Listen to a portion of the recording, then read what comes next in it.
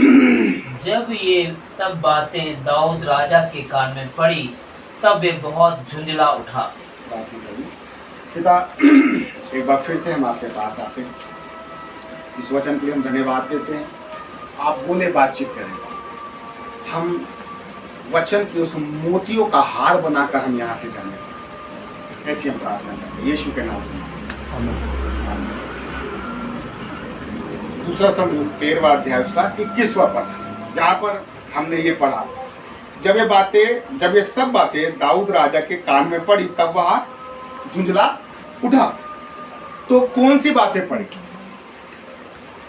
बातें ये पड़ी कि जो अम्नोन था, अम्नोन ने अपनी बहन के साथ व्यभिचार किया, और व्यभिचार का जब संदेशा दाऊद के कानों में पड़ा कि मेरे बेटे ने बेटी के साथ व्यभिचार किया है, तो वो क्या हुआ?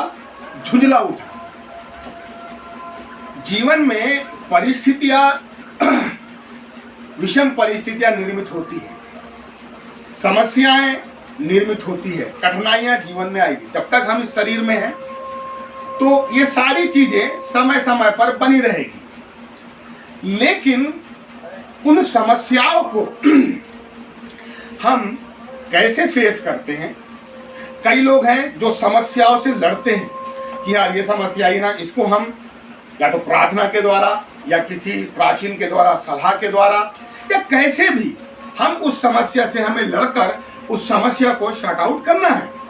लेकिन कुछ ऐसे भी लोग होते हैं जो समस्या को देखकर समाधान नहीं ढूंढते, उन समस्याओं को वैसे ही छोड़ देते कि चलो एक समय में सब ठीक हो जाएगा। तो हर एक व्यक्ति अलग अलग तरीके से समस्याओं को डील करता है। लेकिन जब यीशु मसीह के बारे में जब हम आते हैं और देखते हैं, तो यीशु मसीह ने कहीं भी समस्याओं को ना ऐसा खाली पीली नहीं छोड़ दिया कि चलो नहीं, आप जो होगा देखा जाएगा। कई लोग सोचते हैं ना, जब समस्या आती है वो सोचते और सोचने के बाद पता चलता है कि कुछ जब आंसर नहीं मिलता तो बोलते हैं अरे तेल लेने जाए भाई, जो होगा देखा जाएगा, है ना? यही होता है जनरली। अगर समाधान मिल गया तो बहुत अच्छी बात है, लेकिन नहीं मिला तो हम समस्याओं को वहीं छोड़ देते हैं और अपने दिमाग को हम संतुष्ट करने के लिए ये बोल देते हैं जो होगा देखा जाएगा।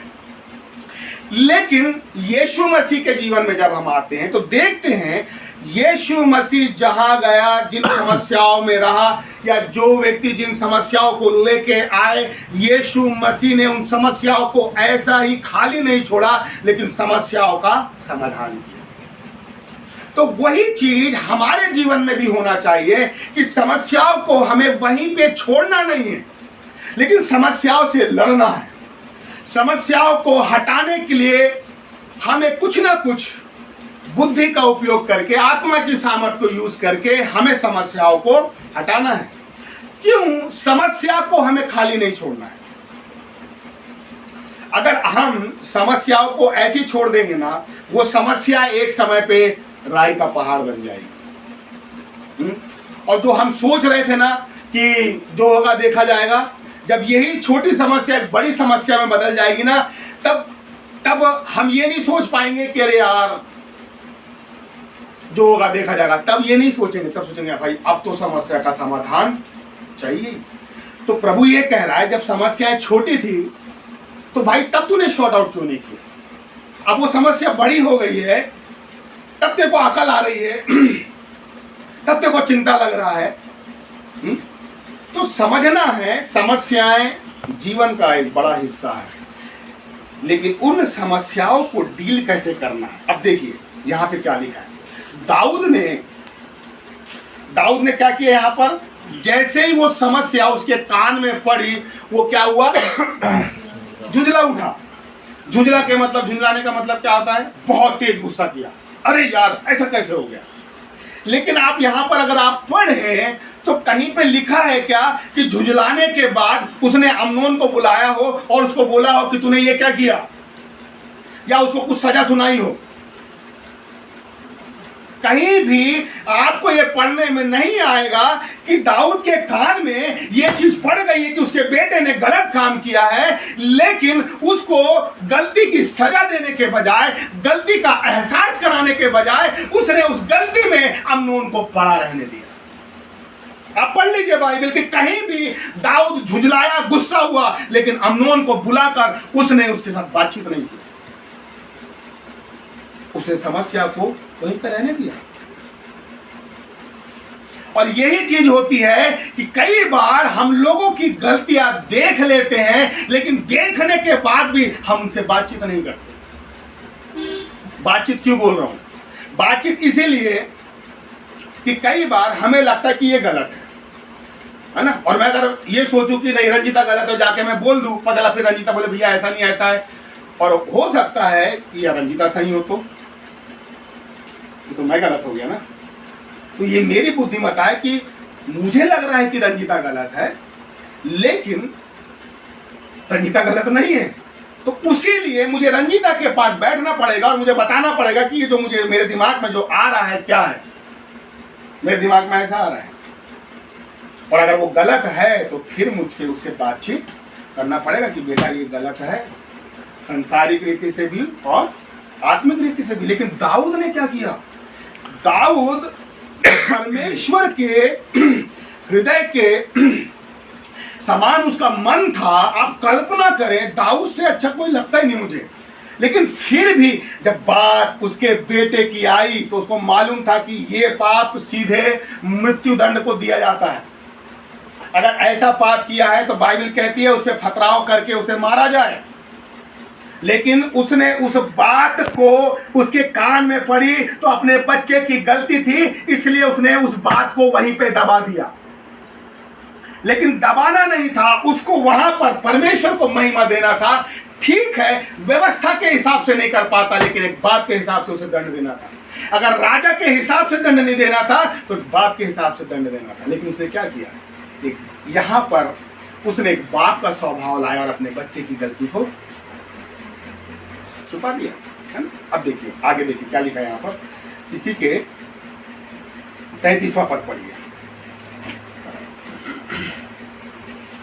32वां पद। तब दाऊद के भाई शिमा के पुत्र योनादाब ने कहा, मेरा प्रभु ये ना समझे कि ये सब जवान अर्थात राजकुमार मार डाले गए हैं, केवल अम्नोन मारा गया है, क्योंकि जिस दिन उसने अबशालोम की बहन तामार को भ्रष्ट किया, उसी दिन से अबशालोम की आज्ञा से ऐसी ही बात निश्चित थी। अब देखिए बाइबल क्या कह रही है। अबशालोम ने ये सोच लिया था कि अम्नोन को मुझे जान से मारना है, लेकिन यहां पर और वो अपने मकसद में कामयाब भी हो गया। लेकिन जो हम दाऊद का हिस्सा लेके चल रहे हैं कि दाऊद ने कुछ भी उपाय नहीं किया। यदि वो उपाय कर लेता तो उसका बच्चा मुंह बच जाता। उसने कुछ नहीं किया। झुंझलाने से काम नहीं चलता ना, गुस्सा होने से काम नहीं चलता ना। कई लोग गुस्सा होते रहते हैं, झुंझलाते रहते हैं। मुझे वो चीज बड़ी अच्छी लगती है। मूसा बोल रहा है परमेश्वर को, प्रभु मैं नहीं जाऊंगा। परमेश्वर बोलता नहीं तेरे को जाना पड़ेगा। मूसा बोलता मैं नहीं जा रहा। वहां लिखा है कि परमेश्वर गुस्सा हुआ, और गुस्सा होने के बाद मूसा पे दंड की आज्ञा नहीं दिया। उसने बोला देख वो तेरा भाई हारून नहीं आ रहा क्या, चल अब मैं उसको तेरे साथ भेजूंगा।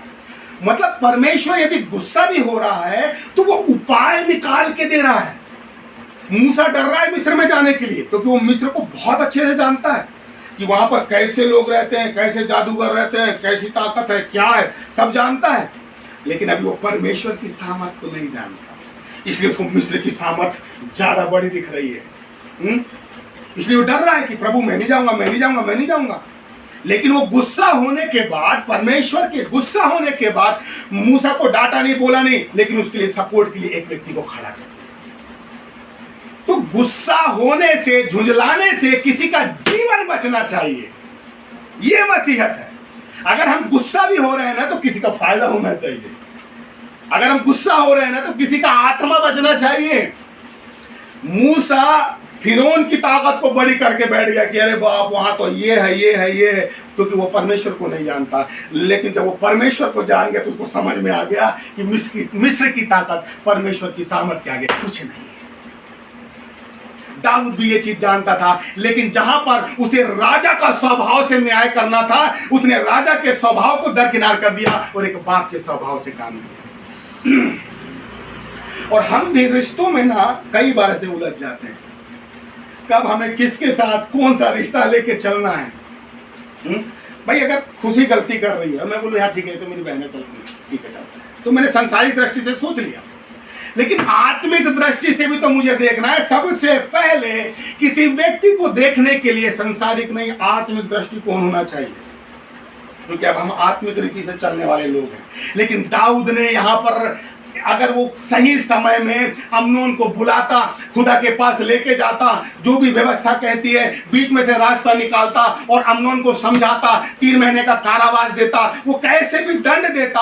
अबशालोम को एक खबर आती कि नहीं यार, दाऊद ने ना अम्नोन को दंड दिया है, 3 महीने नहीं 3 साल का दंड दिया है कारावास के लिए, कुछ तो दिया है, तो अबशालोम शांत होता और अम्नोन की जिंदगी बच जाती।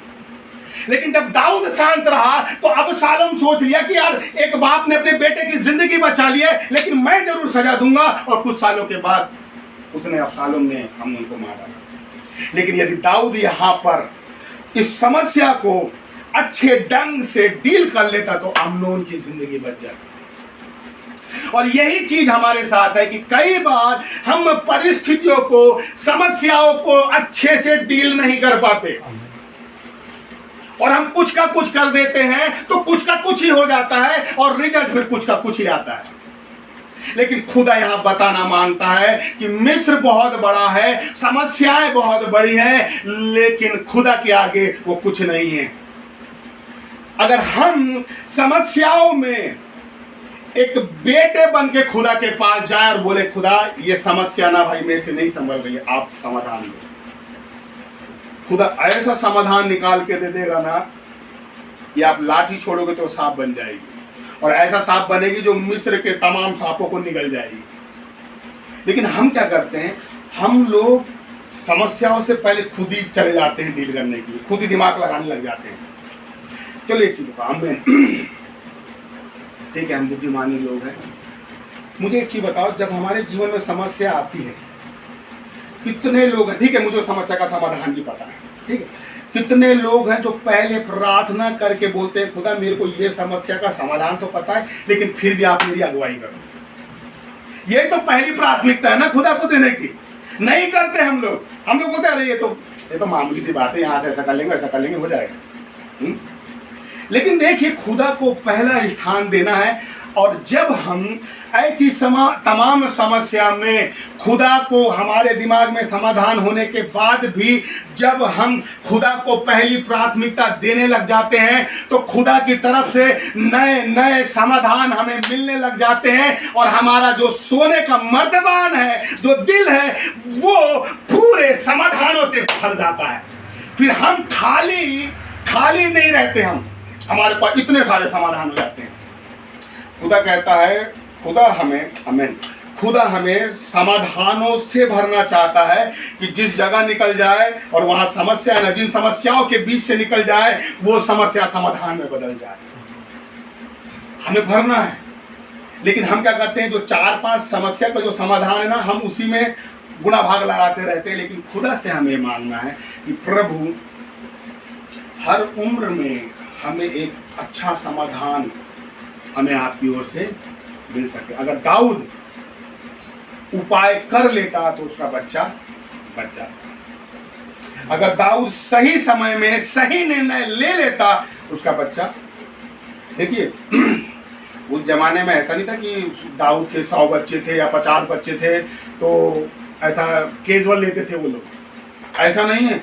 भलाई 100 बच्चे हैं लेकिन एक एक बच्चों की बड़ी कीमत होती थी। दाऊद जब बत्शेबा के साथ विचार किया और उससे जो बच्चा हुआ, परमेश्वर ने बोला कि बच्चा मर जाएगा, लेकिन दाऊद ऐसा नहीं किया कि चल मर जाएगा तो ठीक है, 50 बच्चे तो पड़े ना अपने पास, ऐसा नहीं। रात भर वो उस बच्चे के लिए बैठा रहा। वो भी किस बच्चे के लिए? जिसके लिए खुदा ने बोल दिया है कि मरने वाला है। आप सोचो कि एक एक बच्चा 50 बच्चे होने के बाद भी एक एक बच्चे के लिए कैसी मेहनत करते थे। तो वही चीज है, तो इतना कैजुअल नहीं लेना है चीजों को। कई बार हम थोड़ा कैजुअल ले लेते हैं, लेकिन खुदा ये बताना मांगता है कि दाऊद ने सही समय पे सही उपाय नहीं, और वो उलझ गया। लेकिन हम खुदा से ये चीज मांगे कि खुदा हमें सही समय पे सही समाधान हमें मिले, ताकि हमारा जो मर्दबान है वो समाधान से बढ़ के एक समाधानों से भरा रहे, और ये जो समाधान है केवल हमारे ही लिए नहीं लेकिन तमाम लोगों के काम आए। हम